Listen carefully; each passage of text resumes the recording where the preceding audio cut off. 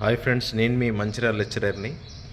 Intermediate second year చదువుతున్నటువంటి students ఎబ్సెట్ అనేటువంటి notification అనేది రిలీజ్ కావడం జరిగింది.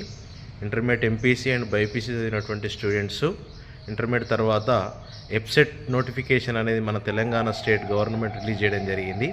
దీనికి సంబంధించినటువంటి డీటెయిల్స్ ఫిబ్రవరి 19th నుంచి మనకు అప్లికేషన్ అనేది స్టార్ట్ అవుతుంది.